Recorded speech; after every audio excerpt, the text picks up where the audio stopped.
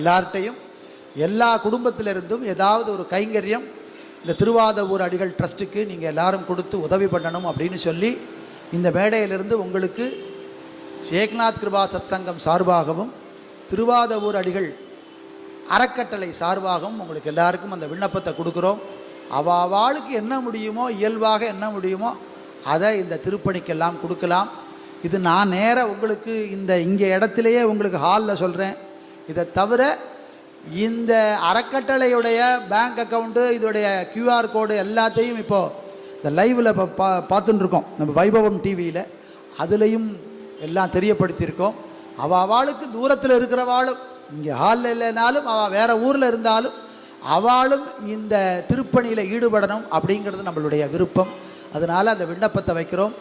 எல்லா குடும்பத்துக்காராலும் இந்த ஆத்மநாதருக்கு திருப்பணியில் ஈடுபடணும். என்ன காரணம் அப்படின்னா, எல்லாருக்குள்ளேயும் ஆத்மா இருக்கு. இந்த சுவாமி ஏதோ அந்நியமானவர்னு நினைக்க வேண்டாம். சுவாமி சிவபெருமான திருவாச்சகம் அப்படிங்கிற நூல் கொண்டு வந்து நம்ம கையில் கொடுத்து, இவர் வேற எங்கேயும் இல்லை, உங்கள் ஹிருதயத்துக்குள்ளே தான் இருக்கார்னு நிலைநாட்டிட்டு போயிட்டார் மாணிக்க வாசகர். அவருடைய சன்னதிக்கு திருப்பணிக்கு தான் உங்கள்கிட்ட எல்லார்ட்டையும் கேட்குறேன். இந்த சுவாமி ஏதோ எனக்கு ராமரை பிடிக்கும் கிருஷ்ணரை பிடிக்கும்னா, ராமரும் கிருஷ்ணருமே சொல்லியிருக்கார், ஆத்மரூபமாக இருக்கிற பரமேஸ்வரன் தான் எனக்கு தெய்வம். ராமரும் சொல்றார் எனக்கு பரமேஸ்வரன் தான் தெய்வம், கிருஷ்ணரும் சொல்றார் எனக்கு பரமேஸ்வரன் தான் தெய்வம்.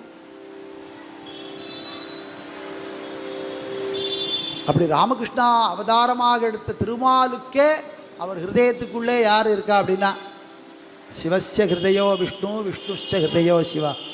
மகாவிஷ்ணு சொல்ல எனக்கு ரொம்ப பிடிச்சவர் பரமேஸ்வரன் தான்.